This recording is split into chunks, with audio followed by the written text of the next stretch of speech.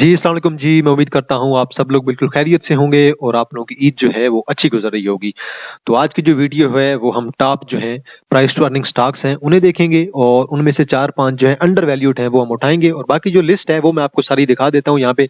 मैंने यहाँ पे वेबसाइट ओपन कर ली है सरमाया वालों की, सरमाया.pk की और यहाँ पे आप लोग बेशक वेबसाइट्स ओपन करके और स्टॉक्स में जाके आप लोग टॉप पी स्टॉक्स जो हैं प्राइस टू अर्निंग स्टॉक्स वाले जो हैं वो ओपन कर सकते हैं। इस तरह आपको यहीं पे टॉप जो है वो डिविडेंड यील्ड वाले स्टॉक भी मिल सकते हैं। एक हमारे पास जी अटक रिफाइनरी है, बड़ा अच्छा शेयर है लेकिन ये करंटली बहुत ज़्यादा ऊपर गया हुआ है और इसकी पी रेशियो देखें 1.26 की है। अब पी रेशियो से मुराद ये है कि आप जो भी है इन्वेस्टमेंट कर रहे हैं उसके बदले में आपको कितनी अर्निंग मिल रही है। शेयर की प्राइस देखें टोटल वो कितनी है और देन कंपनी की टोटल अर्निंग कितनी है।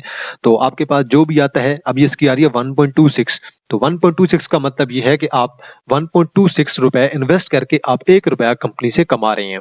और इसी तरह GADT है, टेक्सटाइल सेक्टर में से है और 1.58 आप 1.58 इन्वेस्ट कर रहे हैं और 1 रुपया जो है आप उसके बदले में अर्न कर रहे हैं। देन आपके पास अस्करी बैंक है, कमर्शियल बैंक्स में आ जाता है आपका 1.72 की इसकी अर्निंग है। देन बैंक ऑफ पंजाब है और इस दफा इनकी अर्निंग अच्छी हुई है, 1.82 की इनकी अगर देखें तो आपके पास पी रेशियो आ रही है, अर्निंग भी इनकी अच्छी है। देन निशात में लिमिटेड है, 1.96 की इनकी पी रेशियो है।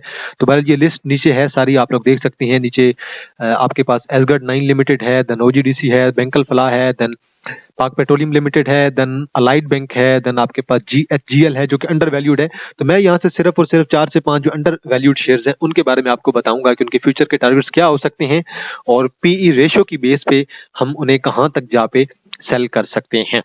तो बहरहाल यहाँ पे आप लोगों को PUL भी नजर आ जाएगा, देन DCR भी नजर आ जाएगा। आप लोगों को याद होगा जब ये शेयर 13.50 पे मूव कर रहा था डोलमन सिटी राइट, तब मैंने आपको कहा था कि डोलमन सिटी राइट को आप लोग बाय कर सकते हैं। और आज अगर देख लें ये 15 साढ़े 15 के करीब ही जा चुका है 13 से। तो बहरहाल बहुत ही सेफ शेयर है। देन आपके पास APL है, देन गुल अहमद है और देन मजीद आप लोग इसके अंदर से जो है लिस्ट है वो सारी आप लोग यहाँ से देख सकते हैं। मैं 4-5 जो शेयर्स हैं वो मैंने ओपन किए हुए हैं उन्हें देखते हैं जी। और पहला है जी हमारे पास अस्करी बैंक लिमिटेड। एक तो शेयर की बड़ा अच्छा जोन चल रहा है और तकरीबन 13.5 से लेकर और तकरीबन 25 का इसका जोन चल रहा है। और आजकल तो वैसे भी इंटरेस्ट रेट हाई है और इंटरेस्ट रेट हाई होने की वजह से हमें अच्छी मूव जो है वो बैंकिंग सेक्टर के अंदर, कमर्शियल बैंकिंग का जो सेक्टर है कमर्शियल बैंक्स का, उसके अंदर अच्छी मूव देखने को मिल रही है। अभी अगर इसे देखें, मैं उस दिन वीकली पे देख रहा था और मैंने वीकली चार्ट पे बाय भी करवाया था और मैंने तकरीबन 19 पे बाय करवाया और उस दिन 21.73 पे हमारा गया। और नेक्स्ट टारगेट जो मैंने इसका रखा हुआ है पर्सनली वो 23 का रखा हुआ है। उसके बाद इसका अगला टारगेट मैंने रखा हुआ है 24.35 का। मजीद इसके जो टारगेट्स हैं वो भी इंक्रीज हो सकते हैं। अगर आप इस मंथली बेस पे देखें तो ये मजीद ऊपर भी जा सकता है, ये मजीद 30 और 35 की तरफ भी जा सकता है। बहरहाल वीकली पे दोबारा देखते हैं जी। और मैंने जो आप लोगों को एक ट्रेंड ड्रा करके दिया था वो मैं मंथली पे ओपन कर लेता हूं और दोबारा वही ट्रेंड है। और यहाँ पे अगर आप देखें तो यहाँ पे अगर आप देखें तो ये शेयर आपका ऊपर गया था, तकरीबन 25 पे गया था, देन दोबारा ये आया था 20 पे और देन दोबारा 25 को टच किया था। सेम इसी किस्म की मूव मुझे यहाँ पे देखने को मिल रही है। दोबारा ये शेयर आपका 24-25 की तरफ जा सकता है और उसके बाद अगर ये डाउनफॉल आएगा, इंटरेस्ट रेट कम होगा, तो ये आपका जो शेयर है वो दोबारा 13 पे आ सकता है। तो ये अभी तक इसका जोन चल रहा है, इस जोन के अंदर आप लोग बाय कर सकते हैं। तो करंटली मैं इसे 24-25 की तरफ जाता हुआ देख रहा हूं। मैंने खुद प्रीमियम ग्रुप के अंदर भी इस शेयर को बाय करवाया था। देन है जी हमारे पास बैंक ऑफ पंजाब, अच्छा खासा एक्यूमुलेट हो रहा है, 1 रुपए का इनका डिविडेंड आया था और रिजल्ट्स वगैरह जो है वो मैंने ऑफ किए हुए हैं, इसलिए आप लोगों को जो है वो अर्निंग शो नहीं हो रही है। तो यहाँ पे 1 रुपए का डिविडेंड था, उसकी वजह से नीचे डाउन आया हुआ है। अच्छा खासा एक्यूमुलेट हो रहा है और जल्द ही मैं इस शेयर को तकरीबन 6 और देन उसके बाद तकरीबन 7 के लेवल पे देख रहा हूँ। अच्छी एक्यूमुलेशन हो रहा है, अच्छा वॉल्यूम पड़ रहा है और ये पेनी शेयर है। पेनी शेयर के अंदर आपके पास बैंक ऑफ पंजाब है, then Kohinoor spinning mill limited है, देन 2-3 आपके पास और शेयर हैं, उनके अंदर ऐसी एक्यूमुलेशन होती है। और देन हस्कोल भी हो गया, ऐसे भी शामिल कर लें। तो देन आपके बड़े प्लेयर्स जो होते हैं वो ऐसे शेयर्स के अंदर घुस जाते हैं, ऐसे शेयर्स को काफी हद तक ऊपर लेकर जाते हैं। तो बल इनमें जो है मुकम्मल तौर पे जुआ ये चलाते हैं। तो अभी मेरे ख्याल में ये शेयर आपका मजीद 7 की तरफ जा सकता है। वीकली चार्ट पे आप देखें तो आप लोगों को अच्छा खासा एक ट्रेंड नजर आएगा और यहाँ पे एक लो था। अगर इस लो को अगर ये ब्रेक कर जाता 4.32 को तो देन मजीद डाउनफॉल आ सकता था, लेकिन अभी यहाँ से सपोर्ट बनाना स्टार्ट कर दी है। आपको जो है वो वीकली चार्ट पे नजर आ रहा होगा, मैकडी और RSI दोनों बता रहे हैं। तो टारगेट्स मैंने आपको बता दिए हैं। तो अगर एक अच्छी क्लोजिंग हमें मिल जाती है, फर्ज करें हमें अच्छी क्लोजिंग अगर 7.55 से ऊपर मिलती है, तो देन जो है आपका हाई भी ब्रेक हो सकता है और देन 8-9 की तरफ भी जा सकता है। लेकिन करंटली मेरे ख्याल में अगर 7 पे फोकस किया जाए, 6 और 7 पे फोकस किया जाए तो बेहतर होगा। नेक्स्ट है जी हमारे पास निशात मिल लिमिटेड और काफी टाइम से अंडर वैल्यूड था और अभी देखें ये इसने तकरीबन जो है वीकली पे सपोर्ट बनाई है 63 की, और यहाँ पे इसका एक अगर आप देखें लो बन रहा था तकरीबन 58 का, तो 58 को अगर ये ब्रेक कर देता तो देन मजीद डाउनफॉल आता और देन मजीद जो है ये 55 और देन 50 जो है वो 50 की तरफ भी चला जाता। तो लेकिन अभी जो है इसके अंदर अच्छी मूव आ सकती है मजीद दोबारा, और मैं इसका टारगेट जो है वो 72 और देन उसके बाद 77 और देन इसे 80 की तरफ देख रहा हूँ। तो लॉन्ग टर्म में तो मैं इस शेयर को निशातमा लिमिटेड को 90 के टारगेट्स की तरफ ही देख रहा हूँ। बहरहाल वीकली पे अच्छी बाय कॉल है और एक नया हाई बनाने की कोशिश करेगा, और अभी आपका ये टारगेट जो है वो आराम से ये शेयर 72 की तरफ जाएगा, 72 के टारगेट को अचीव करेगा, देन उसके बाद 77 और देन उसके बाद 81 के टारगेट की तरफ भी जा सकता है। देन है जी हमारे पास ANL एसगढ़ 9 लिमिटेड।